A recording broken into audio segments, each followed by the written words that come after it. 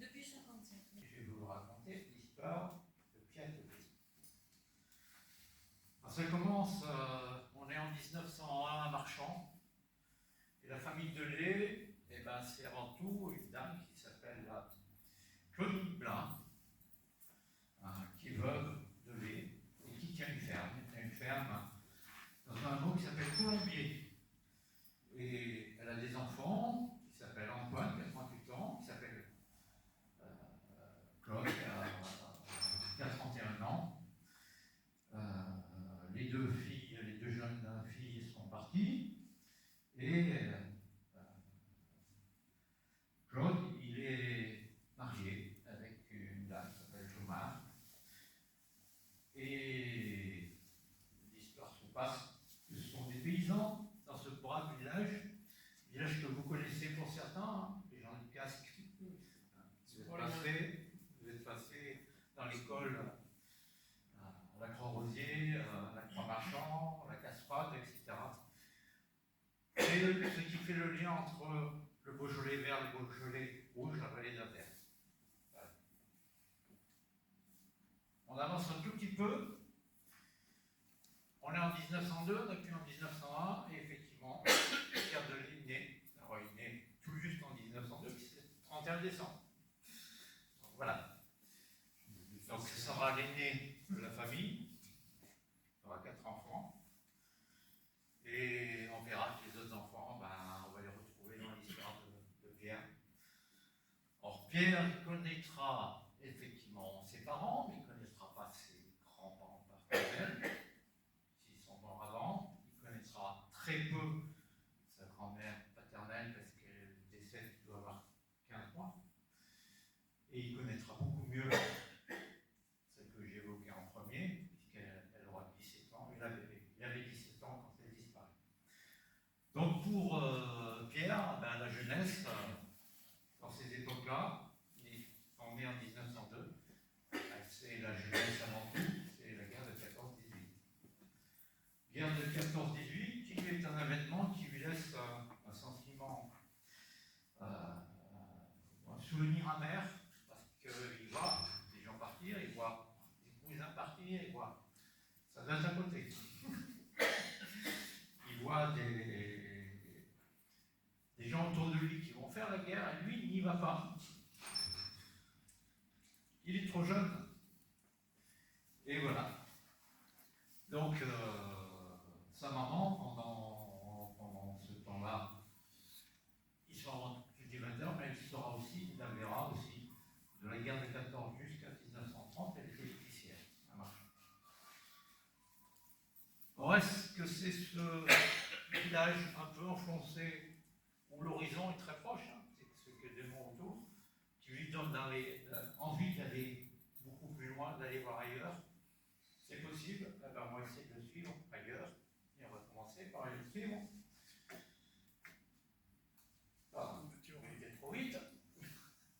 Au service militaire, donc en 1922, il est appelé, la classe 1922, on le retrouve, avec ses copains, et tous les copains en général, ils décident tous de trouver un coin pas trop loin de Marchand pour rentrer voir. On appelait, c'est pas des meufs à l'époque et des copines, on appelait là la bonne amie ou des choses comme ça. Donc voilà. Donc tous ces autres copains sont assez très proches. Lui, l'envie d'ailleurs, il a été beaucoup plus loin. Et avoir la tenue que vous lui voyez. Un pas décisif pour lui dans l'ailleurs, c'est l'Algérie. Puisqu'on le retrouve au service militaire à partir de novembre 1922. Il est basé à Oran, et il est dans la 37e division et le deuxième groupe d'artillerie, le groupe d'artillerie qu'on appelle l'escadron blanc, basé à Oran. À partir de février 23, ça ne dure pas un an, le service militaire à l'époque, c'est durant 2 ans, voire 3. À partir de février 23, on va le retrouver dans une autre corporation qui s'occupe du désert du Sahara, région du Touat. Il sera méhariste, comme on le voit sur. Donc, une compagnie saharienne, dont on voit l'insigne, Et il va participer à quelque chose d'un peu particulier, c'est reconnaître le terrain pour la croisière noire en particulier. La croisière noire va avoir lieu entre octobre 24 et juin 25. Ça va traverser toute l'Afrique, mais ça démarre en Algérie. Et la première chose à faire, à traverser, c'est Sahara. Donc ils vont reconnaître des pistes, ils vont reconnaître des terrains où on peut faire des atterrissages pour apporter du ravitaillement à cette croisière. Parce que toute cette zone-là, ben, il n'y a pas de franchement de route, il n'y a pas de franchement d'organisation, il faut pouvoir la traverser. Alors il a la chance de faire partie de ça et de développer dans cette aventure eh ben, des choses qui lui seront utiles plus tard. Et utile plus tard, c'est travailler dans des zones à risque et travailler dans des zones où il n'y a pas grand-chose.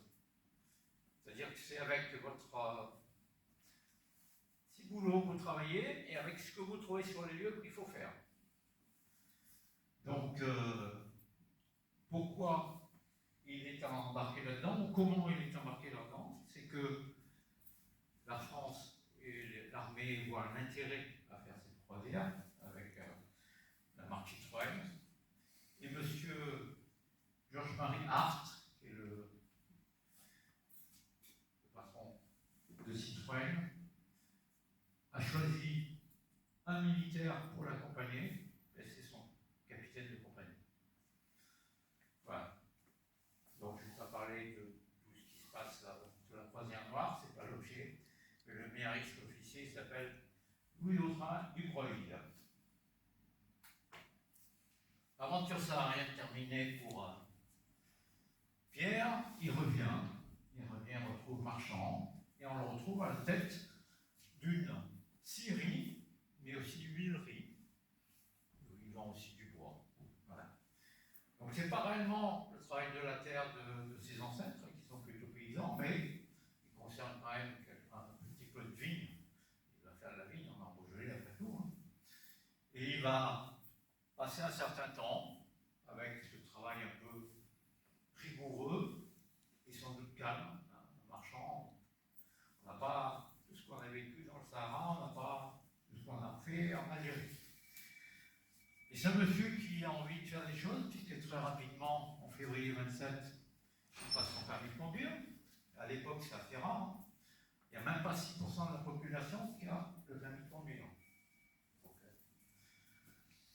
c'est pas donné à tout le monde. Et ayant un permis de conduire, il commence à fréquenter une jeune fille. Alors là aussi, un certain courage, parce que les gens de la Vergne disent qu'il y a une certaine animosité entre la ville de Marchand et la ville de Quinciers. Et voilà, il va choisir une fille à Quinciers. Et après avoir fait la cour à cette demoiselle, d'avoir participé en envoyant quelques petits documents pour se rappeler à son bon souvenir, à l'entête de la Syrie.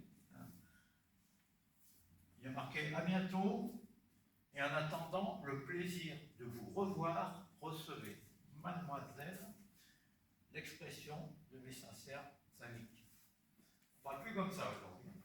Mais bon, à l'époque, c'était un peu de rigueur. Tout se passe bien. Le 12 novembre 1927, au 10 Quinciers, il épouse Claudia Cimetière, la fille d'un cultivateur vigneron. Voilà. Donc, il est installé, il épouse quelqu'un. Mais malgré tout, dans ces époques-là, l'armée nous rappelle régulièrement. On fait les fameuses exercices, 3-4 semaines. Il avait fait l'artillerie, et bien c'est l'artilleur qui le rappelle, le 93e d'artillerie, qui est basé au Champ-Baran. Et comme ça, il fait différentes périodes, en particulier en 29, il est rappelé. Voilà, il participe. Le 93e, c'est de l'artillerie de montagne. 29, intéressant, puisque l'année d'après, c'est Claude, dont on a parlé, qui naît. Il portera le prénom de son grand-père, et il naît le 6 septembre 1930.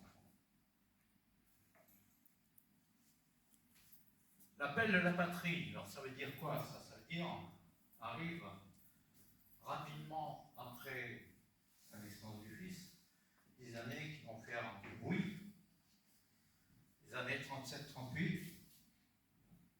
En 37-38, on entend des bruits de bottes, hein. Ça doit être par là-bas, du côté de l'Espagne, du côté des Pyrénées, et puis par là-bas, de l'autre côté du Rhin. Hein. En 37, le 30 janvier, Hitler reconduit les pleins pouvoirs. L'Allemagne reconduit les pleins pouvoirs à Hitler pour 4 ans. Le 26, c'est le bombardement de Guernica, ça vous parle. Les légions Condor envoyées par l'Allemagne, qui aide l'Espagne. Le 4 février 1938, Hitler prend le commandement de la Wehrmacht. Le 12 mars, on envahit en annexe l'Autriche. Le 28 mai, on construit la ligne Siegfried, la barrière du côté occidental de l'Allemagne. Ensuite,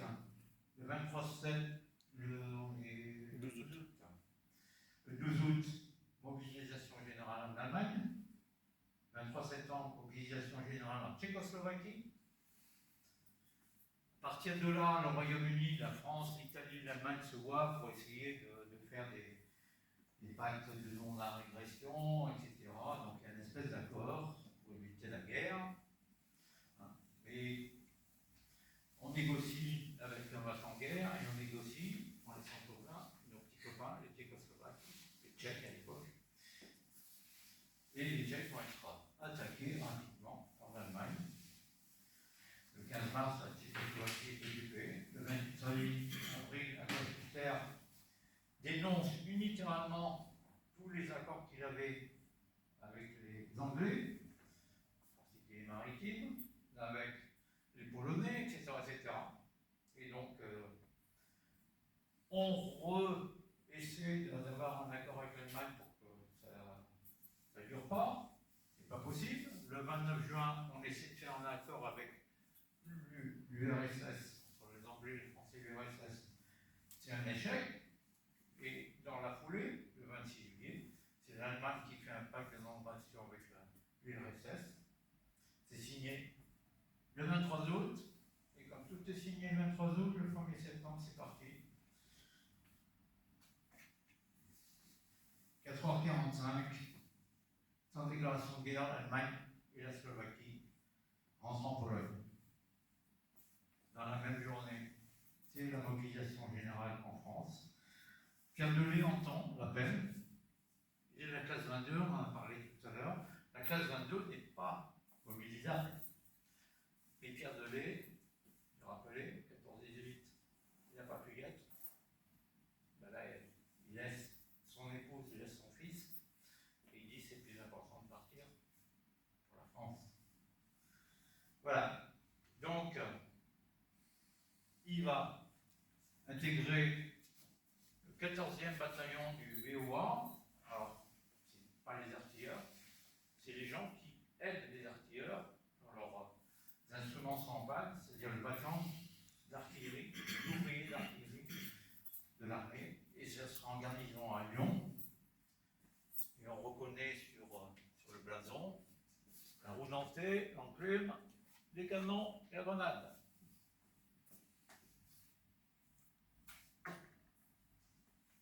Toujours plus loin, ben, en France, on crée un corps expéditionnaire de Français en Scandinavie. Alors pourquoi on crée ça? Le 28 février 1940, on veut aider. C'est de l'autre côté que ça se passe. On veut aider la Finlande, qui est agressée par l'URSS. Et donc on monte un corps expéditionnaire, et ce corps expéditionnaire, on va le retrouver en haut de l'Écosse, en direction de la Finlande, et on apprend que la Finlande a perdu, disons que la Finlande a capitulé très vite, et donc tous les préparatifs qu'on avait fait pour aller en Finlande ne servent à rien. Ils ne servent pas complètement à rien, puisque quand on regarde les militaires de l'époque, ils confondent un peu dans leur volonté de se battre, Hitler et Staline, donc on est cross-botte contre les rouges, aussi bien que contre les fascistes, n'importe où. Et très rapidement, le corps expéditionnaire qu'on avait commencé à envoyer en Écosse va se réunir avec des troupes anglaises. Et on ne va pas aller en Écosse, on va aller dans un autre point de Scandinavie, la Norvège, puisque la Norvège, il y a quelque chose qui nous intéresse en Norvège, c'est le port de Narvik. Le port de Narvik, c'est l'endroit où le fer qui arrive de Suède va à Narvik et va alimenter les Allemands pour faire des canons. Voilà, donc on se dit, on va essayer d'aider un peu les Norvégiens, et donc on envoie ce corps expéditionnaire. Alors je ne vais pas vous raconter toute la bataille de Narvik, parce qu'il y en avait pour trop longtemps, mais parmi tout ce corps expéditionnaire, il y a un bataillon d'artilleurs de montagne. Et le 14e BOA va accompagner ce bataillon. Et donc pour notre ami Pierre Delay, il va être déposé avec tous les artilleurs et le BOA dans une petite ville qui s'appelle Samverleket, qui est là-haut. Et pour lui, ça sera redescendre à pied jusqu'à Narvik. Là. Alors que la Légion attendrait va être là, les tanks vont être là, etc. Je ne rentre pas dans le détail de la guerre. Le but du jeu, c'est de prendre Narvik et refouler les Allemands, ce qui est rapidement fait. On va relativement vite à l'essentiel, et le 28 mai à peu près, on a repris Narvik. Mais dans le même temps, il se passe des choses en Europe plus bas, puisque les chars allemands sont prêts à rentrer chez nous. Et assez rapidement, ce qui se passe à Narvik, on va demander aux Français de revenir. Et on va leur demander de revenir à partir du 3 juin, entre le 3 et le 8 juin. On va leur demander de repartir. Alors, vous voyez, toujours plus loin, là, on est allé en Norvège, on est même atteint le cercle polaire.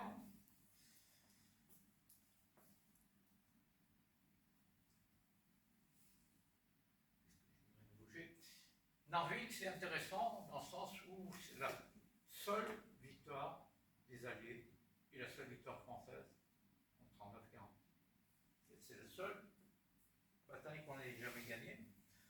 On l'a gagnée un peu pour rien, puisque 3 jours après notre départ, les Allemands reprenaient la place et que les Norvégiens, 3 jours après, ils étaient eux-mêmes en reddition, etc., etc. Mais bon, on avait quand même détruit tout le port de Narvik, et on avait détruit dans les fjords de Tours et à Narvik la moitié de la marine allemande. On avait perdu 5000 hommes, les Alliés, pas les Français, les Alliés, alors que les Allemands, on n'avait perdu que 1300 hommes, mais la moitié de leur navire. Donc on les rappelle pourquoi, parce que de l'autre côté, en France, c'est pas l'Écosse, et que on veut limiter les Allemands. Les Allemands sont rentrés en France. Pour l'opération de rapatriement, d'aller conquérir Narvik, il n'y avait pas eu de nom. Mais pour rapatrier les Français, ça s'appelait Alphabet. On les a ramenés. On les a ramenés à Saint-Malo, en réalité, nos hommes. Le BOA a été ramené très vite à Saint-Malo. Et on devait la renvoyer à Pau pour être... Le corps devait être dissous. On n'avait plus besoin. Et donc, Pierre Delay, quand il arrive à Saint-Malo, on lui dit ça va s'arrêter là, tu vas aller à Pau, puis on va te renvoyer chez lui. Et il suit les petits copains, les chasseurs alpins qui étaient là, le 53e chasseur alpin, qui lui va être non pas envoyé de Saint-Malo à Pau, mais de Saint-Malo au Havre, du Havre vers la Somme. C'est-à-dire qu'on avait vu les chars arriver. La défense de Gamelin n'avait pas été opérationnelle là, réellement, il a été démis, monsieur, très rapidement de ses fonctions.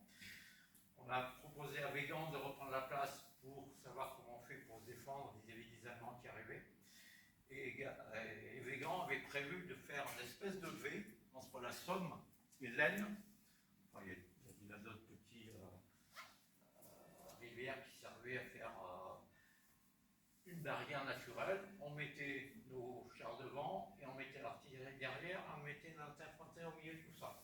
C'était l'objet d'essayer de limiter les Allemands, tous les panzers qui avançaient, et qui n'atteignent pas la Seine. On voulait sauver Paris. Donc, du Havre, le 53e BCA a été envoyé en Montmarquet, et puis ils n'ont pas jamais atteint la Somme, hein, puisqu'ils devaient s'arrêter là. On est sur le Mont Saint-Gobain, ou à peu près là en Normandie, et à partir de là, les artilleurs pouvaient travailler, mais très rapidement, le Montmarquet, ils ont bougé, ils ont à peine avancé, très rapidement, on s'est mis à reculer. Il y a Vivi-la Baignarde. L'ordre a été donné par les officiers de l'armée française de se disperser et de partir. C'était la débâcle un peu encore. C'est-à-dire qu'il y avait la 5e et la 7e Panzer Division qui avançaient sur nous. Le général Lensen ici, le général Rommel à côté. Et la plupart des tués français sont dans cette zone-là. Beaucoup de tués, blessés. Et beaucoup de nos Français ont essayé d'atteindre Saint-Vallier-en-Caux pour essayer de prendre un bateau direction l'Angleterre. Les Allemands sont arrivés trop vite, donc les Français ont fait leur édition à Saint-Vallier-en-Caux. Et c'est là qu'il y a eu beaucoup de prisonniers, et Pierre Delay s'est retrouvé prisonnier à cet endroit-là. Saint-Vallier-en-Caux, au mois de juin, tous les ans, la Sidi Ibrahim, la Sidi Ibrahim, c'est pour les chasseurs comme moi, ça veut dire quelque chose. Donc l'association La Sidi Ibrahim commémore toujours cette bataille qui est la première bataille de Normandie. Donc Pierre Delay est fait prisonnier, mais on est au mois de juin, et quand on regarde ce qui s'est passé pendant la guerre de 40, à partir du mois d'août, il y a eu des listes comme ça officielles parues que les Allemands émettaient pour donner tous les prisonniers de guerre qu'ils avaient, à quel endroit ils étaient. Alors, je ne dis pas que c'était tout parfait et que ça allait bien et qu'on était toujours au courant de tout le monde. Mais voilà, on est au mois d'août, et au mois d'août, on va retrouver effectivement au Stalag Sissa un monsieur qui s'appelle Pierre Delay, mais ce n'est pas notre Pierre, qu'on suit dans ses aventures aujourd'hui. C'est un parent, son papa s'appelle John, mais sa maman ne s'appelle pas du tout comme la maman de Pierre, elle s'appelle Véret. Elle s'appelle Julie Véret. Voilà. Donc on ne va jamais le trouver sur aucune liste. C'est-à-dire que là, les listes ont été fournies à partir du mois de juin. Et en réalité, au Stalag Gambé, il n'est pas là, puisqu'on va le retrouver beaucoup plus loin. Donc le Pierre Delay dont je parle, il est un peu plus jeune que notre Pierre, mais il est bien né à Marchand, lui. Voilà. Donc, Pierre Delay, il n'est pas dans ces listes. Il a dû aller dans un camp provisoire en France, à côté de Saint-Vallier-en-Caux, et très rapidement être envoyé en Allemagne. Et Pierre Delay, il n'avait pas du tout envie de rester, il a fait énormément de tentatives d'évasion dans tous les camps où il était. Ce qui fait qu'on le renvoyait de camp en camp, on le renvoyait toujours plus loin, plus à l'est. Donc on va le retrouver fin juin, donc le 3 juin est à Saint-Lavalier-en-Caux, on va le retrouver au Stalag 1B, fin juin 40. Le Stalag 1B, c'est au fin fond de la Pologne. Là. C'est la Prusse. Oui, c'est la Prusse. Alors ce camp, il s'appelle Olisnek en réalité, mais Olisnek, c'est une ville paisible du nord de la Pologne, avec des maisons traditionnelles, des moutons dans les prairies, des champs fleuris. Les belles cartes postales montrent une ville accueillante, mais une ville accueillante pour son histoire, qui est trouble. Ils ont vécu énormément de guerres. Ils ont vécu l'invasion des Tatars, ceux qui habitaient en Crimée à l'époque. On ne parle plus beaucoup aujourd'hui, mais ils étaient passés par là, les Tatars. Les Allemands sont passés par là, etc. Et guerres, en particulier les guerres de 14, les Allemands ont lutté contre les Soviétiques déjà dans ces coins-là, et à côté du monument aux morts de la guerre de 14 des Allemands, ils avaient monté un camp où ils internaient les Polonais. Mais en Pologne, ils internaient. Et c'était un camp d'internement de Polonais. En réalité, très rapidement, il y aura d'autres populations qui vont arriver là, des Belges, des Italiens, hein, des Soviétiques, bien évidemment, et puis tout compte fait, les Français. Il y a même des Serbes. Donc un camp qui a été visité relativement vite par la Croix-Rouge, et qui, les rapports de la Croix-Rouge montrent qu'on mangeait mal, on manquait d'eau, on manquait de nourriture, et qu'il y avait toute raison de mourir assez facilement dans ce camp. Donc dans la première année, il y a 25 000 personnes qui sont mortes. Voilà. 25 000 avant tout soviétiques. Et en 3 ans, 55 000 morts dans ce camp. Ce camp est intéressant pour un autre fait, c'est qu'on est très loin en Pologne, et que ce camp envoie des commandos un peu dans toute la Pologne pour donner la main-d'œuvre aux grands propriétaires. Et donc très rapidement, enfin relativement rapidement, Pierre Delay se trouve dans un camion qui l'amène beaucoup plus loin, 190 km de ce camp-là, au nord-est, donc encore plus loin vers l'URSS. Et il va se retrouver dans une foire aux esclaves, entre guillemets, hein, c'est-à-dire qu'on les met au milieu d'une place de village, les propriétaires viennent, ils choisissent des gens, ils les amènent avec eux, et voilà. Et donc, Pierre se retrouve dans un camp comme ça. Voilà, on est beaucoup plus loin. Le camp, ça il est là. Il se retrouve, je ne sais plus où il est. C'est Golden, c'est là. Il se retrouve là. Donc, à Golda, il va être choisi par monsieur le maire, qui a choisi 10 personnes, dont Pierre. Le soir, ils sont dans une maison à 3 km du patelin de Golda. Ils sont enfermés, et tous les soirs, ils sont enfermés. Le monsieur en a besoin avant tout parce qu'il est bûcheron et qu'il les fait travailler à couper du bois en général dans la journée.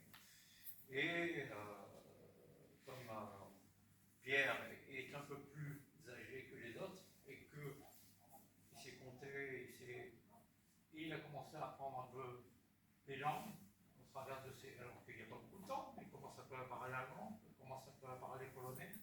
Voilà. Donc on l'utilise pour faire un peu de comptabilité. Donc il reste un peu souvent chez monsieur le maire et très rapidement, le maire lui permet de coucher chez lui le soir.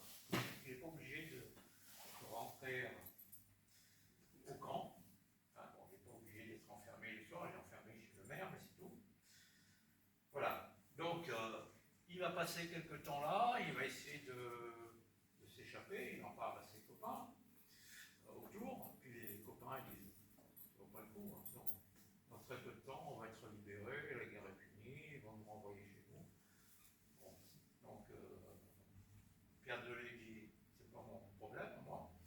Donc, lui, il prévoit. Mais il prévoit, il a besoin de savoir où il est, d'avoir une idée de la géographie des lieux, de savoir par où il faut partir, il y a combien de kilomètres à faire, etc. Donc, ce monsieur, il va essayer de trouver des moyens de s'en sortir. Et en étant en forêt dans cette région de Golda, un jour, il échappe un peu à la surveillance des Allemands qui sont là quand même pour les surveiller, et il rentre dans un pavillon de chasse. Et il va récupérer une carte, il va récupérer d'autres éléments. Ce pavillon de chasse est un pavillon de chasse de M. Göring. Voilà.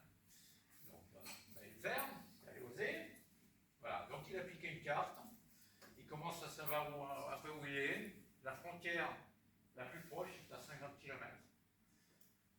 Donc, il y a à peu près un mois qu'il est en train de travailler avec ce maire. Il commence à dire je vais échanger mes affaires ou troquer mes affaires. J'ai besoin plutôt de musette pour porter de quoi manger. il échange un peu ses affaires, il se débrouille pour récupérer des casse-routes, pour une livraison qu'il fait pour le maire chez un client du maire. On lui donne une boîte de biscuits, il en profite, et au bout de quelques jours, il a rempli ses musettes, il met ça dans un arbre creux, et puis il attend le bon moment pour partir, et il va essayer de s'évader. Voilà. Donc, il va essayer de s'évader de Goldap, et on voit qu'il est pas trop loin de la Lituanie. Donc, il considère qu'il faut qu'il ait 2 jours de nourriture pour effectivement atteindre la Lituanie, et il va essayer. Donc, le 4 août, à 11h du soir, il quitte la maison de son patron, le maire du coin. Il a repéré déjà, puisqu'il allait travailler dans les forêts, 25 km à peu près du parcours qu'il a à faire.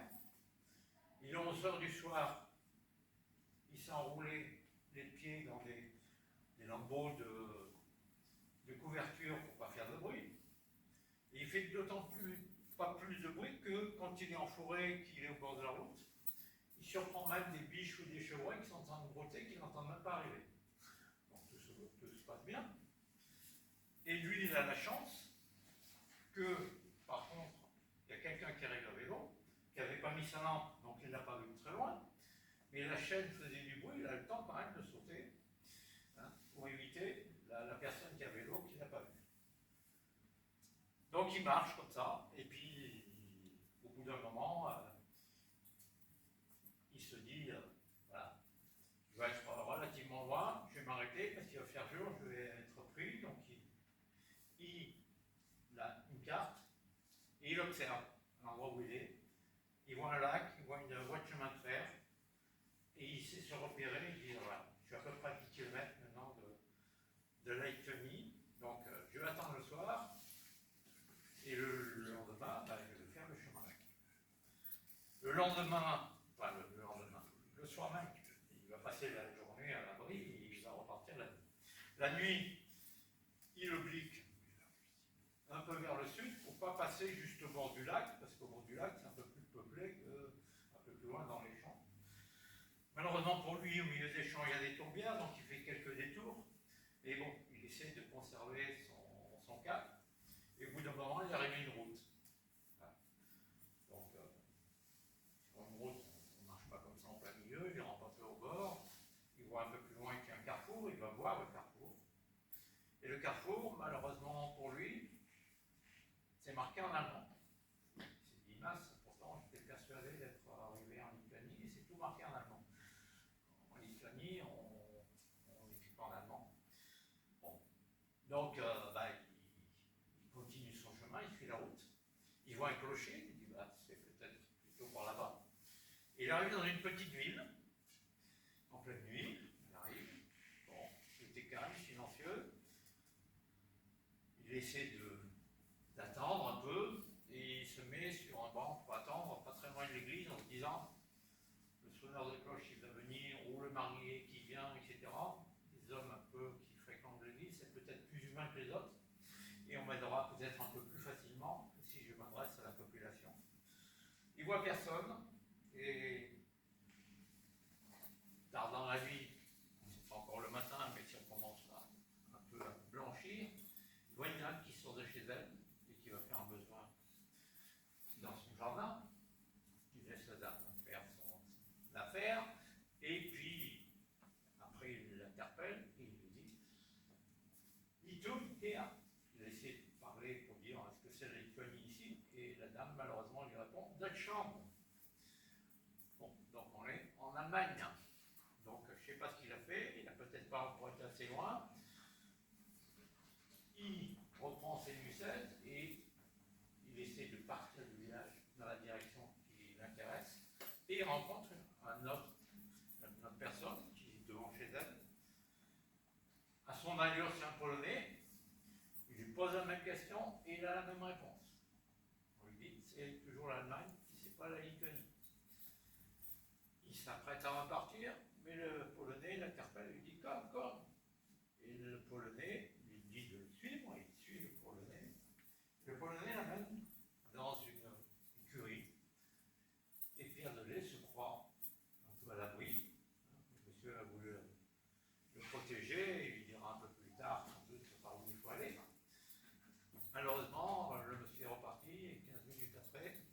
C'est un Allemand, revolver au point, qui arrive. Bon, arrêtez de faire de lui. Donc au lieu d'être dans une écurie, il se retrouve au milieu du village dans une pièce avec des barreaux, des grosses serrures. Voilà. Le lendemain, il rencontre un jeune garçon du village qui parle un peu français et on va lui faire un interrogatoire entre un russe qui habite là et le jeune gamin qui parle un peu en allemand, français, etc. Donc, avec tout ça, ben, il apprend qu'il est toujours en Pologne et qu'en réalité, il était bienvenu jusqu'à un lac, il a traversé la Lituanie et il est de nouveau en Pologne. Il a traversé la Lituanie. Le petit bout qu'on avait vu de Lituanie là, eh ben, il a traversé le petit bout. Et qu'il est dans un village par là, à 3 km de la frontière, qui est un peu plus au nord de lui. Voilà, bon. Il apprend ça, donc il sait où il faut aller, mais pour l'instant, il est surveillé toute la journée. On lui fait couper du bois, tant qu'à faire. Ils aiment bien couper du bois là-bas, il y en a pas mal. Et on lui fait couper du bois. Et en coupant du bois, ben, on discute, c'est comme ça qu'il apprend qu'il va traverser, c'est apprend qu'il voit bien. Et le deuxième jour, il s'aperçoit que sa hache ne coupe pas bien parce qu'elle est mal emmanchée, elle ne tient pas bien. Et dans la cour de la ferme où il est pour couper du bois, par chance, par terre, il trouve des clous. Et avec les clous, il répare la hache et ça va un peu mieux pour travailler. Donc il discute assez facilement avec le gamin, avec ce monsieur russe, et il apprend une journée que, ben, que le lendemain, ben, on va le récupérer, on va le ramener à son point de départ. Donc là, il est un peu chafouin. Hein, quand on le remet dans sa cellule le soir, il dit ben, comment je fais pour m'en sortir. Et il fait comme moi, il met les mains dans les poches, et dans la poche, il trouve les clous. Il sort un clou, et bêtement, il gratte le bois de la fenêtre, et le bois de la fenêtre, et ben, il part en éclats assez facilement. Et puis en faisant ça, il regarde précisément, les barreaux ne sont pas dans le mur, ils sont dans le bois de la fenêtre. Donc il dit, ben, peut-être essayer d'en sortir avec ça, il va peut-être essayer de... Alors, il ne fait pas trop de bruit, il attend qu'il fasse un peu plus tard dans la nuit pour que... Et il se met son mouchoir autour de la main, il prend son clou, et puis il gratte, il gratte, il gratte. Il arrive à déchausser un barreau, et en déchausse un deuxième, et ça prend un temps fou quand même. Donc au bout des deux, il essaie de les tordre, il arrive à les tordre, et il arrive à faire 25 par 30 cm à peu près. Ça devrait passer. Il estime, il enlève tous les carreaux, il enlève tous les bouts de bois qui ne servent plus à rien, il se met en tenue légère, c'est-à-dire qu'il ne met pas la veste, parce que pour passer, il vaut mieux être le plus étroit possible. Il enlève ses chaussures, il lance ses musettes par l'ouverture qu'il a fait, il lance sa veste, il lance ses chaussures, et puis, hop, il grimpe, il passe un pied, il passe deux pieds, il se laisse glisser, et il est coincé au niveau des épaules. Et là, il se sent mal parce que c'est un peu compliqué, et il est coincé, il ne se sent pas de pouvoir ressortir. Il est prêt à crier, et dans un effort quand même un peu désespéré, il arrive à remonter. Il est en sueur, il va se coucher sur la paille de son truc, tellement il est cuit d'avoir réussi à ressortir. Un quart d'heure après, il reprend un peu ses esprits, il dit, bah, je peux peut-être essayer autrement, on va essayer de passer la tête la première. Et donc il recommence, la tête la première, il passe un bras, il passe les épaules de travers, il arrive à passer le tronc, il s'accroche au barreau qui reste, il peut sortir les jambes, il saute, il a 2 mètres à sauter pour retrouver ses affaires, il reprend ses affaires, il met les souliers sous le bras, et voilà, parti. Plein nord, c'est à 3 km, et il est reparti. Et il est reparti, et sur le chemin, de nouveau un vélo qui passe. Il se jette dans un fourré, par chance c'est des orties, tout va bien. On pourrait trouver mieux, mais bon, il n'est pas vu. Il se relève et il observe un peu, il n'est pas du tout dans les champs, et devant lui il y a des maisons, des maisons, donc il traverse des jardins, il saute des haies, ou il enjambe des haies, etc., etc. Et au bout de 500 mètres, il se retrouve en pleine campagne. Donc là c'est pareil, il s'en va, et il fait quelques kilomètres, et il espère ce coup-ci être en Lituanie, hein, puisque c'était pas loin, c'était 3 kilomètres. Et là, et de la même façon, il va essayer de se coucher, d'attendre là le jour. Donc il se couche dans une haie, et en réalité, au petit matin, c'est pas lui qui se réveille, c'est un comment ça s'appelle, un petit animal qui passait par là, un loir ou un peu comme ça, qui passait par là, qui lui mange ses chaussures. Et voilà, ça le réveille, il est tout frigorifié, plein de rosée. Il fait Pastago là-haut. Et là, il regarde un peu autour de lui, parce que non, il a plus qu'à, on est en Lituanie. Et il regarde autour de lui, et autour de lui, il voit, pas loin, il y a un piquet avec une espèce de bonnet en paille au-dessus. Bon, est-ce que c'est ça la frontière? Est-ce que je peux encore passer? Peut-être. Il fait un tour circulaire, et 300 mètres plus loin, il voit le même piquet, avec un même bonnet. Il dit, je vais avancer, hein. Il traverse la ligne des piquets, puis quelques centaines de mètres plus loin, il tombe sur une masure. Il rentre dans la masure, et dans la masure, c'est de la terre battue, il y a une étape d'un côté, il y a un rouet de l'autre, au milieu de la pièce, il y a de quoi faire naître des poussins, etc. Et 10 minutes après, il y a une douzaine de personnes qui sont autour de lui, c'est une maison d'habitation, c'est les braves paysans lettons. Il est bien en Lituanie. Il est bien en Lituanie et il a bien réussi ce qu'il voulait faire. Donc, il avait fait ça. Et ce coup-ci, il a réussi à faire ça. Et on est le 8 août 40 et Pierre Delay est le premier évadé en Lituanie. Et le 4e à rentrer en URSS. Des prisonniers français qui étaient par là-bas. Donc, au milieu de ces gens de Lituanie, il demande d'avoir un responsable. Une demi-heure après, il y a le fermier qui arrive. Les autres, c'est des gens qui lui donnent un coup de main. Et il redemande les autorités. Et le fermier, tout guilloré, content de lui, Pierre dit, comme s'il avait gagné sa journée, l'amène vers les autorités. Les autorités lui apprennent qu'effectivement il est en Lituanie, qu'il est en URSS et qu'il est entré, alors que ce n'est pas permis. Donc direction,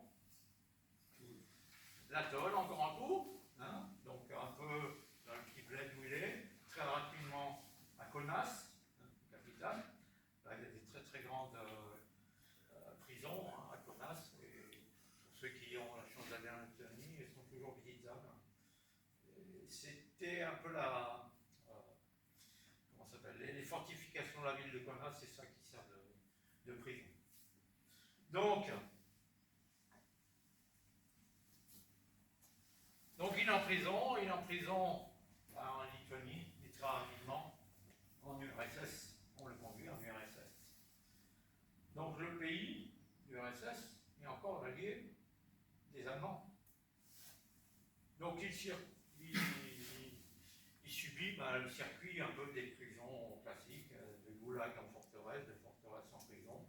Il se retrouve à Lubyanka, à Moscou. Lubyanka, c'est l'endroit où la NKVD interroge tous les gens, ça existe toujours. Ça s'appelle plus NKVD, mais ils font toujours le même office.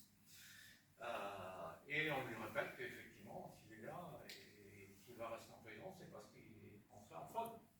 Il n'y avait pas à entrer en URSS. En URSS, on rentre quand on veut demander d'entrer. Voilà. Donc, il se retrouve effectivement en prison.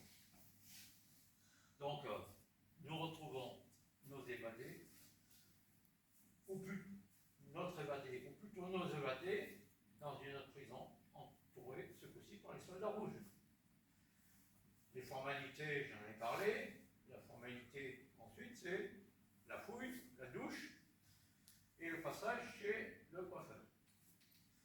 Ce qui vivra toutes les semaines après. Passage chez le coiffeur, hein, il prend un rasoir, du menton jusqu'à l'arrière des crânes, tout passe d'un seul coup. Hein, ça va plus vite. Savon noir, à déshabiller. Et puis la Lubyanka, eh ben, c'est propre. Les couloirs sont grands. Il y a plein de portes sur les côtés. Il y a des œillets sur toutes les portes. Et on le retrouve effectivement le 28 avril 1941. Il y a 2 nouveaux évadés par l'URSS qui rentrent dans la cellule 95, la caméra 95. Et les gens sont contents de retrouver des Français, c'est que des Français. Et parmi les Français que ces 2 nouveaux qui arrivent voient, c'est des jeunes qui ont entre 20 et 30 ans, sauf un qui paraît plus âgé, qui est moustachu, Pierre, que tout le monde appelle grand-père. Voilà. Donc, ils sont contents, ils sont tous ensemble, les Français, mais ils ne sont pas contents d'apprendre qu'il y en a qui sont là depuis 7 mois, 5 mois, 3 mois, etc. Ça fait un certain temps que tout le monde est là. Quand tout le monde est là, ça va bien. La cellule est relativement grande, on a à manger, et puis c'est tout. On ne sait pas ce qu'on devient, on ne sait pas combien de temps ça va durer, on ne sait pas qu'est-ce qu'ils vont faire de nous, on n'a rien à faire. Si ce n'est s'engueuler de temps en temps, parce que parmi les Français qui sont là, il y a ceux qui sont pro-soviétiques, hein, quelques communistes qui sont là, et le pacte entre Hitler et Staline, ça ne leur donne pas la même idée qu'à ceux qui ne sont pas communistes. Donc ils s'engueulent un peu, mais c'est tout ce qu'ils ont à faire de temps en temps, c'est pas beaucoup. Donc au bout d'un moment, la caméra 95 qui a récupéré tous les premiers qui sont sortis. Alors effectivement, Pierre c'était le 4e en URSS. Donc tous les premiers qui sont sortis sont là. Et comme ils ne savent pas quoi faire, on ne leur donne même pas le moyen d'écrire à quelqu'un, à l'ambassade, ou pour que quelqu'un sache qu'ils existent toujours et qu'ils sont quelque part, on ne leur donne pas ce moyen.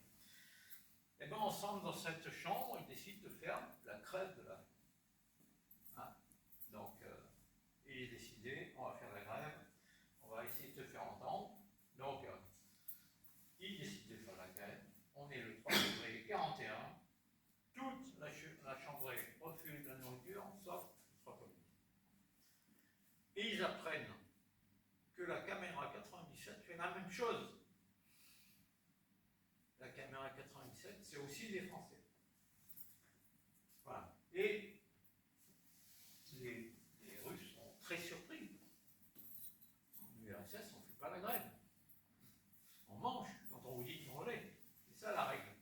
Et on ne fait pas la grève. Donc, le chef d'étage vient, l'officier supérieur de l'étage vient, etc. Tout le monde vient essayer de parlementer jusqu'à l'adjoint du chef des prisons qui vient pour discuter avec eux. Et il demande d'être considérés, qu'on leur donne des brosses à dents, qu'on leur donne quelques livres, qu'on leur donne de quoi écrire à l'ambassade, soit de France, soit d'Angleterre, soit pour essayer de rentrer en France, soit pour essayer de rejoindre De Gaulle en Angleterre. Et tout compte fait, on leur donne tout ça. Mais entre-temps, je l'ai dit, c'est l'URSS qui décide si vous mangez ou pas, c'est pas vous qui décidez de manger ou pas. Donc, on les met au cachot quand ils ne veulent pas manger. On les fait manger à la seringue, par les narines, etc. On les oblige à certaines choses, mais on les brutalise pas trop quand même. Nos geôliers russes sont toujours à cheval entre eux. Ils sont rentrés en faute et on est policiers, on est gardien de prison et il faut les gérer comme tels. Mais ce sont des Français, c'est les descendants de ceux qui ont fait la révolution en 1789. Donc ça c'est les précurseurs. Donc voilà, ils sont mitigés avec tout ça. Donc bon, ça remonte jusqu'aux gens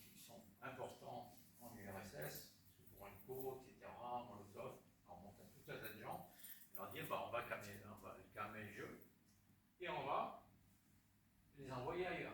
Ils ne sont pas bien là, et bien allez, on décide de les envoyer ailleurs, par groupe de 10, on va vous envoyer ailleurs. Et c'est parti pendant quelques temps. On va les envoyer par groupe de 10, ils vont connaître d'autres prisons, d'autres goulags, et puis voilà. On va les balader. Et voilà, et tous nos braves Français, ben, ils disent, on a un certain pouvoir, puisqu'on a réussi à avoir des grosses dents et des livres, mais on n'a aucun pouvoir, parce qu'on n'a pas changé de statut. On ne sait pas plus que ce qu'on va devenir, etc., etc. Mais bon, ils décident que tous ces braves gens vont se retrouver dans un autre endroit. Et cet autre endroit, c'est Mitchourine. Mitchourine, c'était un ermitage. Dostoïevski, Tolstoï sont passés par là-bas à certaines époques, et les Français vont occuper pendant un certain temps ce bâtiment. Et dans ce bâtiment, ils vont y rester relativement longtemps, jusqu'au 22 juin 1941, où le correspondant de nos braves résistants prisonniers, il reçoit le capitaine Milot, qui est le plus gradé du groupe, reçoit l'interprète, qui est quelqu'un de Saint-Pétersbourg, qui lui dit: les Allemands nous ont attaqués, ces brigands, ils ont bombardé Kaunas dans cette ville. Voilà. Et donc, aussitôt, Milot fait l'information à tous les prisonniers qui, eux, sont plutôt joyeux. Hein, si les Allemands attaquent les Russes, peut-être que ça va se retourner l'information pour nous et que maintenant on est prêt à se battre à leur côté, entre guillemets, contre les Allemands. Donc, le capitaine Milot prend l'initiative, comme ils avaient obtenu de quoi créer, fait des listes et il demande aux gens de choisir entre une liste de Français qui veulent rejoindre De Gaulle en Angleterre, une liste de Français qui veulent, alors quand je dis Français, il y a aussi quelques Belges et quelques Polonais, mais la grande majorité c'est des Français. Des Français qui veulent rentrer en France, dans la zone non occupée, et puis ceux qui sont prêts à lutter avec l'armée rouge. Ah. Donc, la première liste, la très grande majorité, il y a quand même des Français qui veulent rentrer chez eux. Et puis, malgré tout, il y a tout un tas de gens, les communistes, qui disent, ben oui, ok, on va servir dans l'armée rouge. Voilà. Donc, c'est décidé. Et comme l'opération Barbarossa a demandé, le capitaine Milot dit, mais nous on est à 1000 km de la frontière, hein, la prison où on est, et Panzer ça va relativement vite, donc il ne faudrait pas qu'on soit récupéré dans les prisons. Donc c'est monté un peu plus haut et très rapidement, 2 jours après, ils apprennent qu'ils vont bouger. Ils vont bouger, on va les amener dans un autre camp, qui est ce coup-ci, 450 km au nord de Moscou. Donc c'est reparti, wagon à bestiaux, 80 dans les trucs, comme d'habitude, hein, on n'est pas dans un voyage d'agrément, et on va les ramener dans un autre camp, et ils vont retrouver des Polonais, qui sont plus de 5000 qui sont dans ce camp, puisque c'était avant tout un camp polonais. Et ils vont encore attendre. Et ils vont attendre qu'on leur dise, bah oui, on va vous laisser partir. Et ils vont attendre encore jusqu'au 28 juillet. Le 28 juillet, ils vont apprendre qu'on va enfin les laisser partir. Bon. Le 28 août, je veux dire, pas juillet.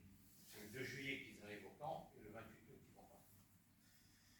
Donc, Krasiewicz, un camp polonais, hein, et la majorité, 186 Français, 2 Polonais et 5 Belges, vont choisir de rejoindre la France.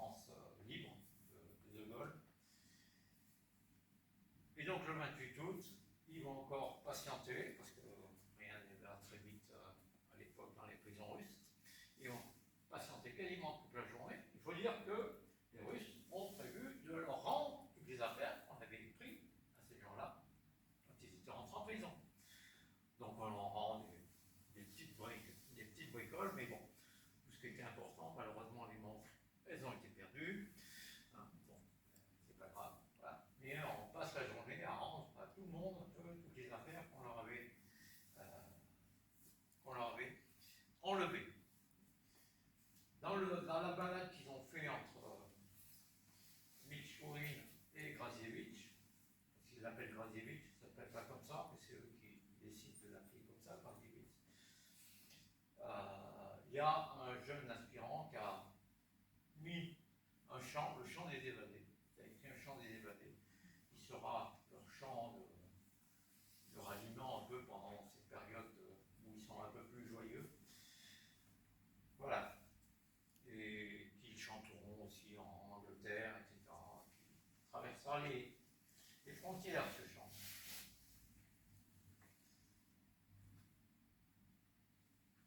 Donc le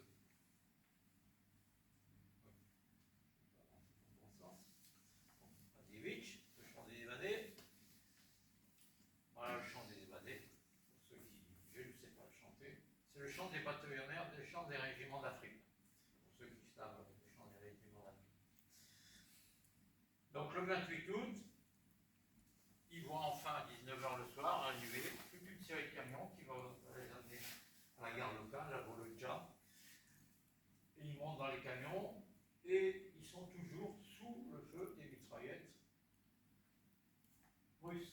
Toujours, même si on va les renvoyer chez eux, bah, tout le temps qu'ils sont restés en Russie, il y a toujours eu des mitraillettes pointées sur eux, ou des mitraillettes pointées sur eux, ou des canons pointés sur eux. Voilà. Donc ils vont monter dans les camions, et le dernier camion va s'apercevoir qu'il y a 18 Français qui font grise mine. C'est ceux qui ont voulu rejoindre la liste 186, mais qui ne s'étaient pas pris à temps, donc les 18, ils vont rester en prison avec ceux qui vont rester là. Ils ne vont pas partir avec ceux-là. Et je ne crois pas qu'on les ait revus. Donc, camion, de nouveau train, on les met dans des trains à Biestur, on ferme tout, on met des morceaux de bois qu'on cloue pour boucher toutes les ouvertures, pour pas qu'ils voient. Ils roulent un petit peu, ils arrachent tout, ça s'arrête, les Russes remettent, et ils roulent, etc., etc. Mais bon, le fait d'arracher, ils ont un peu plus d'air, et ils voient défiler un peu la végétation russe, et ils voient bien qu'ils vont vers le nord, et que le train va les amener vers un port de la Baltique. Et donc, ils vont pendant quelques jours voyager comme ça, pour arriver.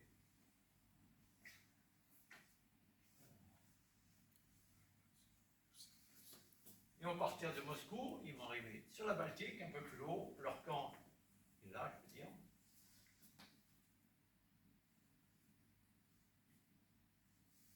Ils vont aller jusqu'à un petit village qui s'appelle Arkhangelsk. Arkhangelsk, pour ceux qui ne lisent pas le russe facilement, c'est Saint-Michel-l'Archange. Il y a une abbaye qui s'appelle Saint-Michel-l'Archange, et donc c'est connu pour ça. Ça a été le principal port sur la Baltique avant Saint-Pétersbourg. C'est l'océan glacial. Ah oui. C'est pas la Baltique? Non, c'était leur principal port au nord avant Saint-Pétersbourg, qui est sur la Baltique. C'est moi qui. Voilà. Donc c'est la mer.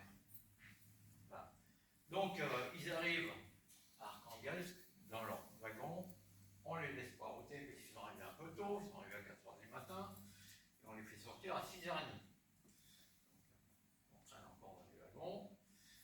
On va traverser la ville tout endormi, ou du moins accompagné toujours des forces militaires, et on a fait dire à tout le monde de rester chez lui et de ne pas mettre le nez dehors. Ils traversent, ils vont longer un quai, et au bout de ce quai, ils vont trouver un bateau, un vieux rafio russe qui s'appelle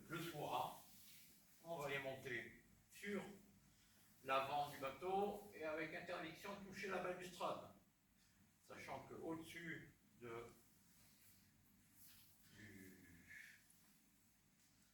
du bateau, au-dessus de l'endroit où est présent le capitaine, ben, il y a une mitrailleuse en batterie pour tirer sur les gens qui ne respecteraient pas les ordres. Et là, ça va être, nous on partir d'Archangel avec un torpilleur devant, c'est-à-dire qu'il faut éviter les torpilles qui pourraient être par là, et ils vont faire 1 heure à peu près dans le brouillard, hein, c'est la mer Blanche. Et la mer Blanche, elle est blanche parce qu'il y a du brouillard et qu'on n'y voit pas à 15 mètres. Et ils vont faire 1 heure de bateau comme ça pour rejoindre un autre bateau.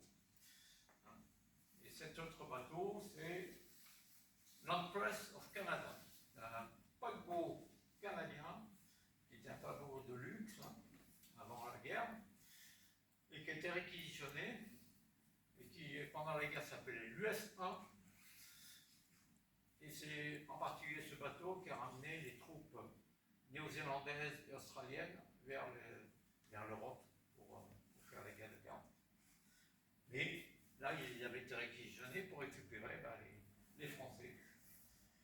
Et donc, ils approchent du bateau, une grande masse sombre, et le premier à mettre la main sur le bateau, il s'appelle Pierre Delay. Et monsieur... comment il s'appelle Jean-Louis Crémieux-Briac, Jean-Louis, dira de Pierre Delay, il aurait cru quelqu'un en extase, quelqu'un en profonde adoration de ce bateau. Voilà, c'était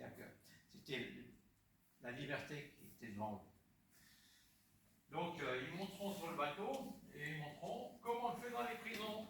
On appelle tout le monde par son nom et on répond par le prénom de son père, son nom et le prénom de son père. Donc, Pierre Delay, il a dit Pierre Klodowicz. C'est son papa, la fille de Klodowicz. Voilà. Donc, tous montent comme ça. Et dès que le premier Français monte sur le bateau, on entend la Marseillaise en haut du bateau. Les gens qui les accueillent, il y avait la Marseillaise. C'est ce qu'avaient fait les Polonais quand ils ont quitté le camp 3 jours avant. Et eux, ils avaient crié « Vive la Pologne » pour remercier les Polonais. Les Polonais qui, pour tous les gens qui ont traversé l'Allemagne et la Pologne pour aller dans des camps, faisaient des signes aux Français qui passaient. Chaque fois qu'ils voyaient passer des Français, et beaucoup de Français diront ce signe de réconfort qu'on les touche dans la mouise, ben, ça paraissait très important pour tous ces gens-là à l'époque. Donc là, ils montent dans le bateau, et il y a un des aspirants qui a une phrase, il dit « Ce jour-là, quand on est monté sur le bateau, on est vraiment des maîtres aujourd'hui. » Voilà. Pour eux, c'était important, et ils se sentaient des hommes parce qu'ils avaient réussi à faire ça. Donc à Archangel, ça ressemble à ça. Et ils ne sont pas venus faire du tourisme, ils n'ont pas vu ça. Donc, après qu'il ait dit Klodowicz, on lui dit Davaï, et il est monté sur le bateau. On était le 30 août 41, et Jean-Louis Crémieux-Briac dira à un journaliste en 1996 qui l'a interrogé que ce jour-là, c'était le plus beau jour de sa vie. Après le cauchemar de tous les goulags, les prisons russes, un conte de fées, hein, la guerre, la mode britannique, on est sur un bateau de luxe, et on navigue vers le retour. En réalité, ce ne sera pas un bateau de luxe, oui, c'est un bateau de luxe, transformé pour des transports de troupes, mais dès le lendemain, on redémarre, on n'est plus prisonnier, on est soldats, on se met au garde à vous, tout le monde se vous voit, et c'est la reprise en main de l'armée et des gens qui vont repartir à la guerre pour beaucoup. Donc, ils partent, et en réalité, on va leur faire un petit détour, donc à faire en balade. ils vont aller faire un tour au Spitzberg, ces gens-là. Pourquoi le Spitzberg? Parce que ça intéressait deux personnes, le Spitzberg. Donc c'est les quais qu'ils ont vécu. Hein. Donc, vous voyez, c'était pas des quais très très organisés, mais bon. Pourquoi vers le Spitzberg? Parce que ça intéressait deux personnes, voilà le bateau en question. Parce qu'il y avait du charbon au Spitzberg et que le charbon, il était exploité pour les Allemands. Donc, et c'était exploité par des sociétés russes, et donc il y avait des Russes qui creusaient le charbon et qui fournissaient ça aux Allemands.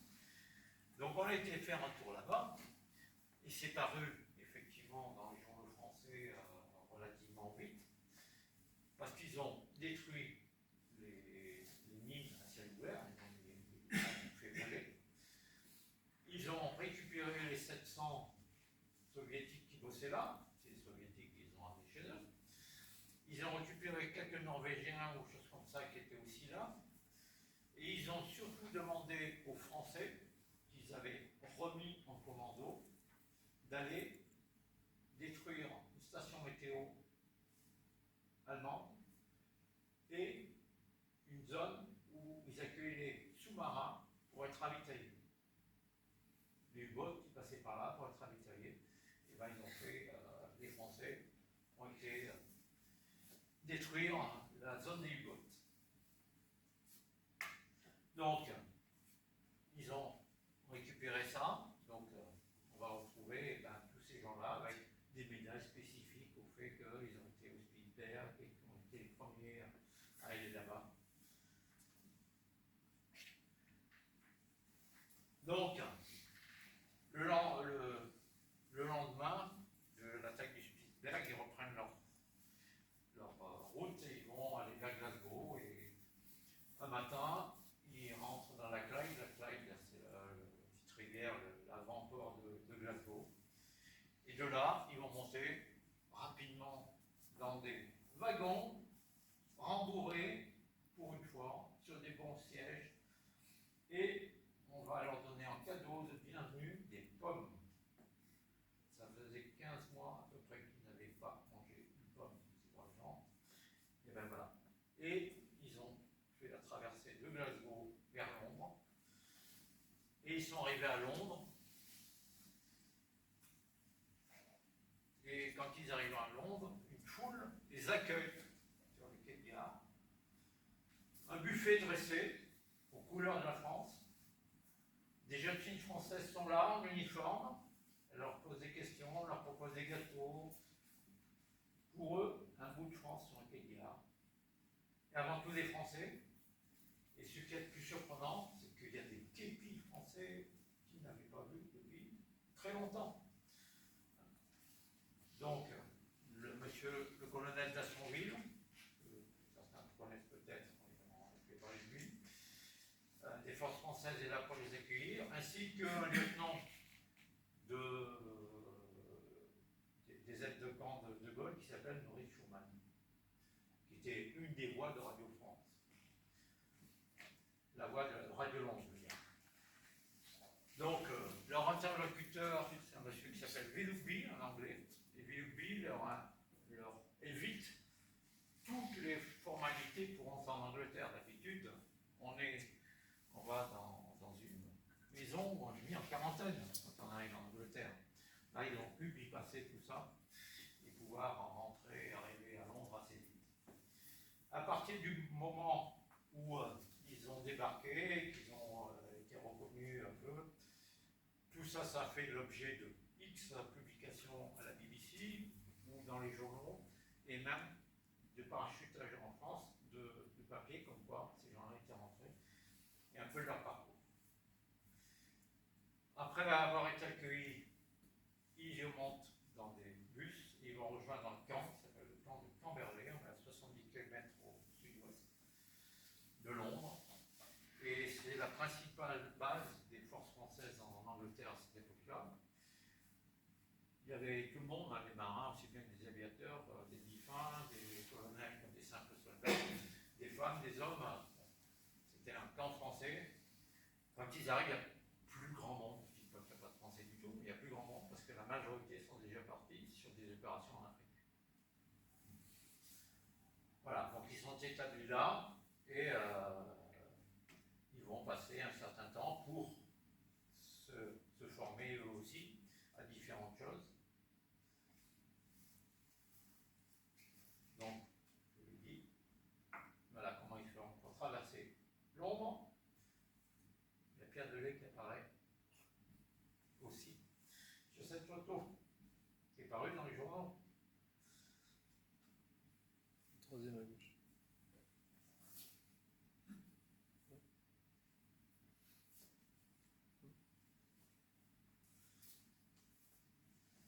Bien, donc Camberley, conférence de presse le lendemain de l'arrivée à Camberley.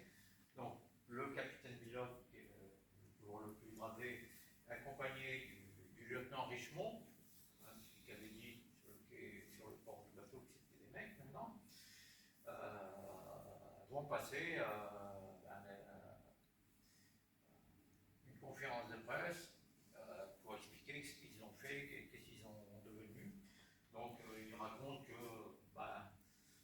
les stades allemands c'est lamentable et qu'ils ont été très mal accueillis, etc. Par contre, ils ont été très bien accueillis dans l'URSS, la diplomatie oblige, et que les Russes n'abandonneront jamais face aux Allemands, donc on peut compter sur eux. Voilà. Et il raconte que après un petit coup de déprime d'avoir été fait prisonnier, d'être en Allemagne, ils avaient rapidement eu la conviction que les Alliés, avec De Gaulle et les forces françaises, on allait finir par gagner. Voilà. C'est ce qu'ils racontent dans leur conférence de presse à la BBC. Pour beaucoup, des gens qui sont à Camberley, tous les prisonniers, De Gaulle, ils ne l'ont jamais vu. Ils avaient une photo au bar de l'Empress of Canada. Ils ne l'ont jamais vu. Et au bout d'un certain temps, quelques jours, De Gaulle est venu quand même les rencontrer à Camberley. Donc on est mi-octobre, il y a une prise d'armes, et au cours de cette prise d'armes, De Gaulle leur dit que ce qu'ils avaient fait était bien, mais c'était leur devoir, après tout, c'est tout, et que la France avait besoin d'eux, et qu'ils attendaient beaucoup plus d'eux. On leur a remis des médailles, en particulier celle-là, qui est la médaille des évadés par l'URSS.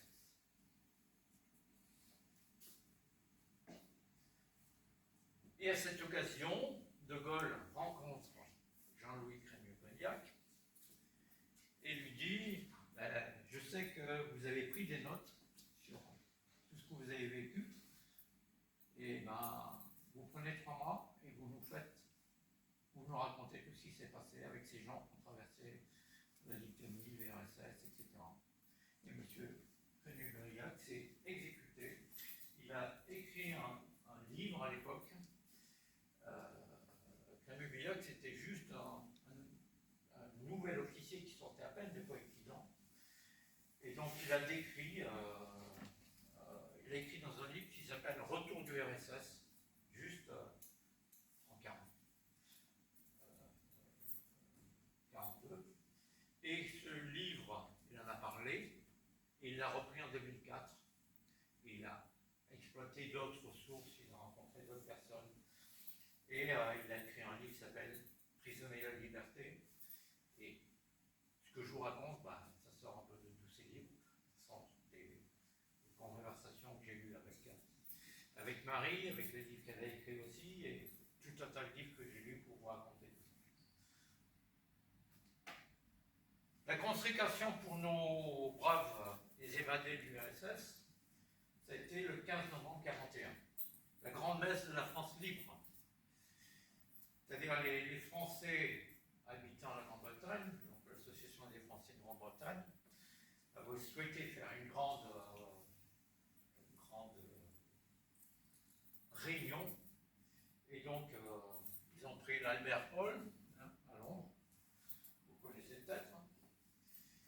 Et nos braves Français évadés, peu officielle de toutes les autorités, ça les gavait un peu, comme on dit aujourd'hui. Et ils attendaient avant tout de voir et d'entendre ce qu'allait dire le général de Gaulle. Et le général de Gaulle, au bout d'un moment, s'est levé. Et il a parlé sans note, comme d'habitude. Et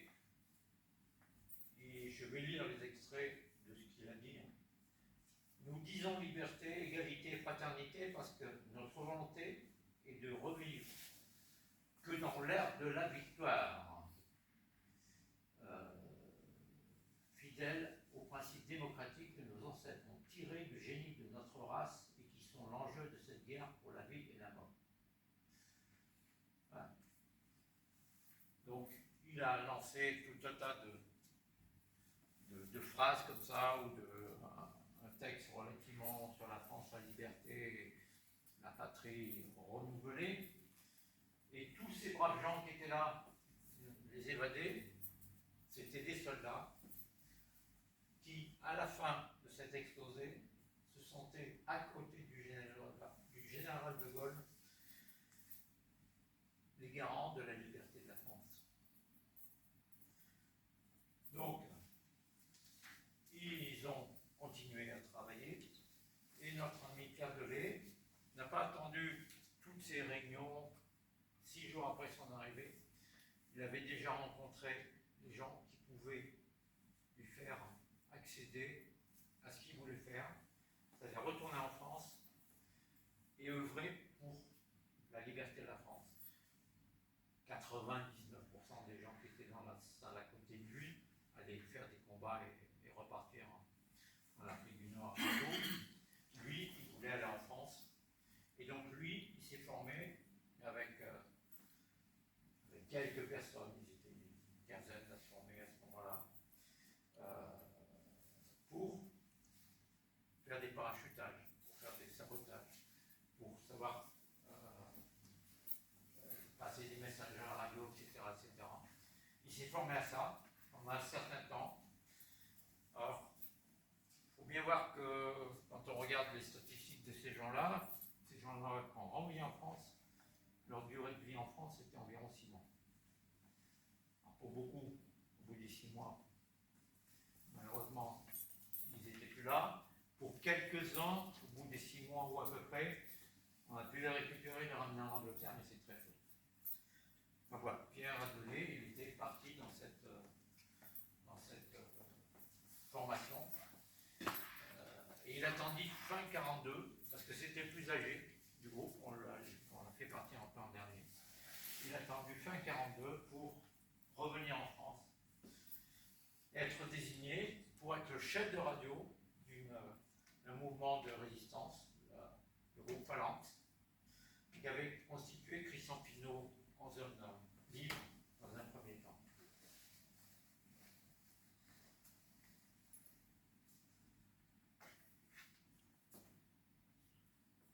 Donc voilà, c'est ce bureau qui les forme. Je vais laisser un. Donc, il est ramené à pied d'œuvre un jour par un lissandeur, c'est de l'appareil, le 31 août 42, qui le dépose dans la plaine d'Arménie, près de Pont-de-Vaux, dans l'Ain, et dans la nuit du 31 août 42. Et il enverra un message assez rapidement, en disant, première partie du parcours bien réussi, atterrissage compliqué, avion brisé, hélice brisée, et puis incendie de l'appareil. Sommes sains, sauf le pilote et moi. Je n'ai pas de nouvelles du pilote depuis que je suis là. Les courriers que vous m'avez confiés ont été diffusés, etc., etc.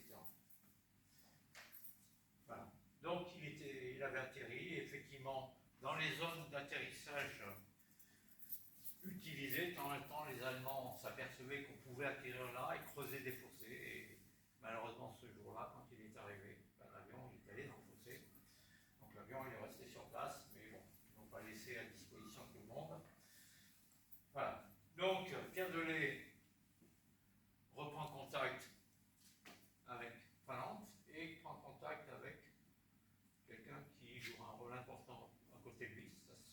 Andréen. Il devient son agent de liaison vis-à-vis de Christian Pinault, le chef du réseau. Par contre, Claude Cimetière et Claude, son fils, on ne va pas les voir. On ne va pas les mettre en danger. Ils ne savent pas, ou ils s'apprendront peut-être par hasard, mais ils ne savent pas qu'il est là. Voilà. Et donc, son épouse et son fils ne reverront jamais Pierre. Mais bon, mais il n'est pas loin. Donc il organise avec l'appui de son frère Jean, on a aperçu aussi, certaines choses qu'on lui confie, donc des parachutages, des arrivées de personnes, etc., etc. En février 43, on lui confie une opération un peu particulière qui s'appelle Bérénice. Toutes les opérations en nom. Alors, si vous voulez à la liste, Marie a écrit un livre où il y a quasiment tous les noms décrits.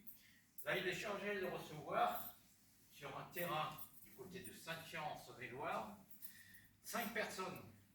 Alors 5 personnes, des petits descendeurs comme ça, normalement, à côté du pilote, il y en a 2 et puis ça s'arrête là. Là, il y a 5 personnes. Donc là, ça va être un peu un tour de force, c'est-à-dire que on en a parlé avant-hier avec les gens de l'aviation. Hein. C'est un bombardier qui va servir à amener 5 personnes. Et en récupérer 4 et les emmener en Angleterre. Donc c'est un appareil un peu plus gros. Et donc c'est l'opération Bérénice. Et il s'en tire comme un chef. Les 5 personnes arrivent. Le lendemain, il est capable de dire ce qu'elles sont devenues. Les 4 personnes vont partir vers Londres. Et il n'y a pas eu d'incident, il n'y a pas eu de problème à l'atterrissage, ni rien du tout. Et le général de Gaulle reconnaîtra ce haut fait. Alors c'est un haut fait en particulier, parce que pour la RAF, c'était la première fois qu'ils envoyaient un avion aussi gros avec 5 personnes dedans pour atterrir en France. Après, il y en aura d'autres, mais c'était la première fois. Et donc le général de Gaulle reconnaîtra ce fait d'armes, entre guillemets, puisqu'il décerne la croix de guerre avec palme et citation de l'armée en notant par sa présence d'esprit extraordinaire, sa prudence, son ordre et son sang-froid, l'opération Bérénice a réussi. Donc Christian Pinault, lui, il dira avec un homme, c'est l'homme qu'un chef de réseau peut rêver. Avec lui, intelligent, organisé, etc., tout se passe facilement. Chaque fois qu'on décide de quelque chose, ça a lieu en temps, en heure. Quand on veut voir, on va des courriers, les courriers arrivent. Quand on veut faire un parachutage, ça arrive, etc., etc. Beaucoup de gens encensent le travail de Pierre Delis.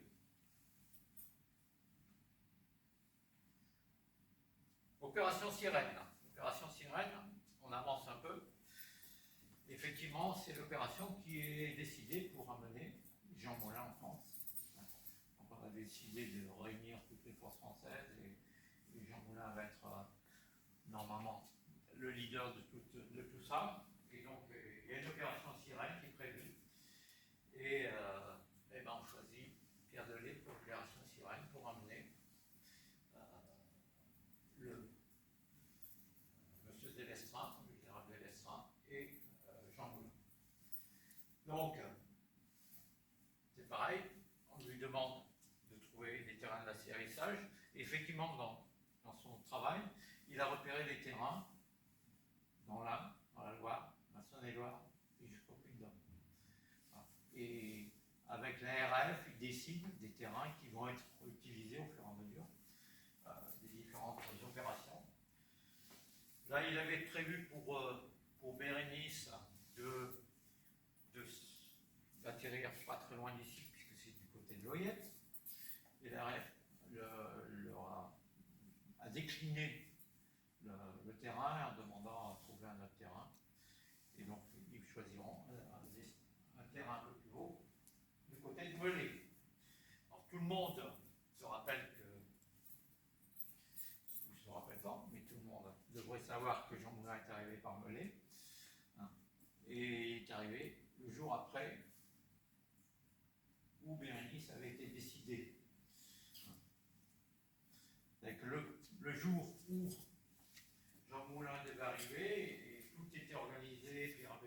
Valais, il s'était installé, il avait installé Pulse, le nom de son poste radio.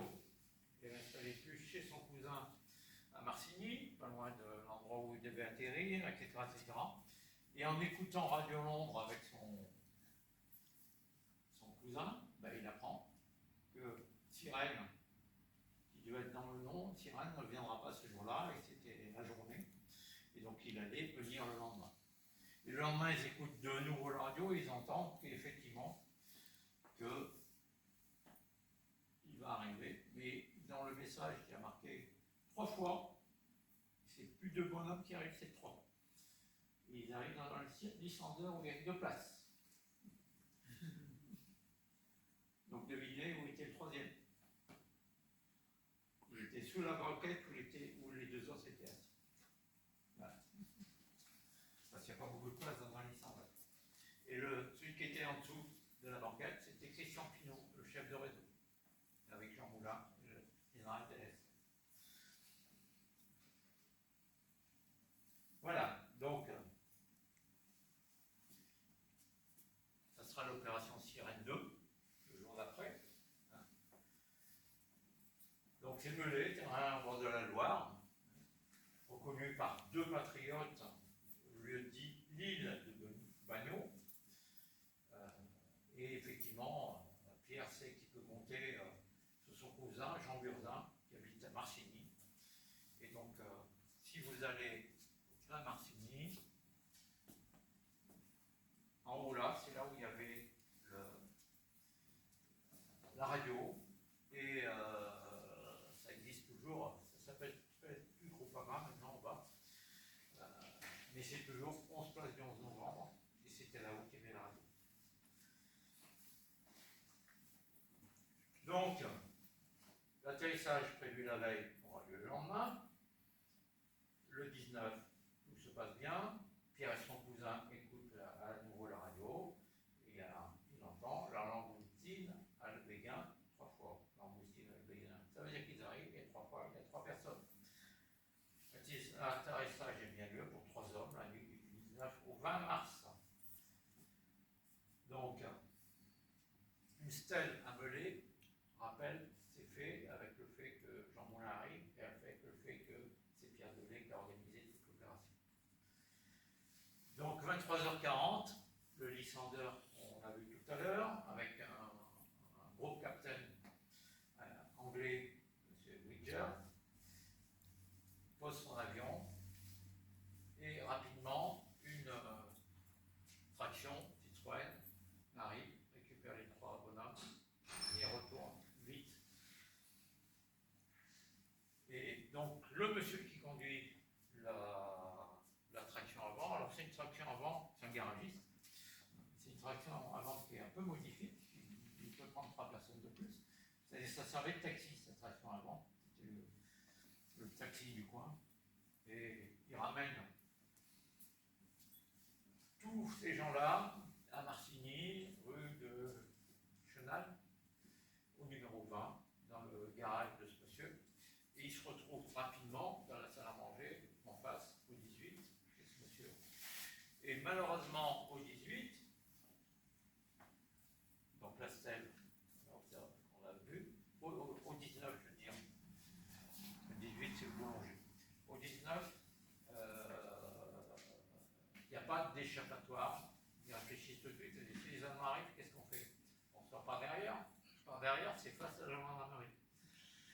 Donc ça ne peut pas aller. Donc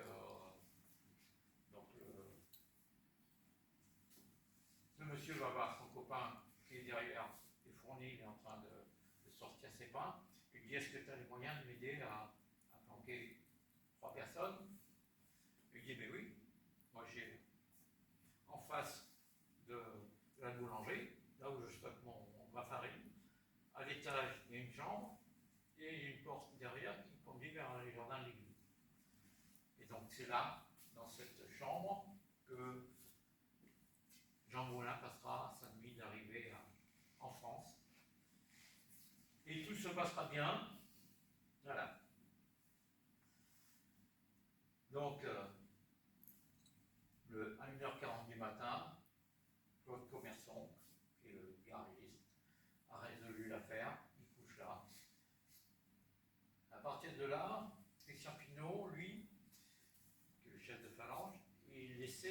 déplacer son réseau pour le mettre en zone occupée, beaucoup plus près de Paris. Pour l'instant, il était en zone libre. Puis bon, comme la zone libre n'avait pu être libre très longtemps, ils sont en train de monter. Et il avait envoyé Pierre Delay pendant un certain temps, environ 3 mois, s'occuper de trouver des emplacements pour mettre des radios, ne pas être vus, etc. Et cette période de janvier à mars 1943, c'est là où il y a le plus d'actions de la Gestapo et du bureau d'enquête à côté de la Gestapo et qu'on remplit les prisons de Montluc. Donc pendant cette période, malheureusement, il y a beaucoup de gens qui sont arrêtés. Et vis-à-vis du réseau Phalanx, c'est le 24 avril de 1943, la goniométrie allemande met la main sur quelqu'un qui est en train d'émettre, un monsieur qui s'appelle Raymond, qui a 26 ans, du côté de Méribel. Il est mis sous la responsabilité de Pierre Delay, qui c'est le réseau Phalanx. Et ce monsieur est pris en même temps que son père, qui est le chef, le responsable local d'un réseau d'un groupe de francs-tireurs. Et le contre-espionnage allemand utilise des méthodes assez particulières pour avoir des résultats, fait que ce monsieur parle et que le réseau Phalanx va commencer à tomber à partir du moment où il a commencé à parler, c'est-à-dire 3 jours après. Donc 3 jours après, il y a l'arrestation de Claude Pinault, il y a l'arrestation de son beau-père, il y a l'arrestation de la sœur de Pierre. Voilà. Donc, notre ami Claude Pinault, tout ce qu'il souhaite, c'est que Pierre est suffisamment organisé et intelligent, il peut reprendre le réseau et pouvoir continuer la lutte à travers le réseau. Mais ça ne sera pas franchement possible parce que Pierre, de la même façon que va être vendu. Pierre, il avait préparé, on l'a dit, l'opération Bérénice, il avait envisagé l'Oyette.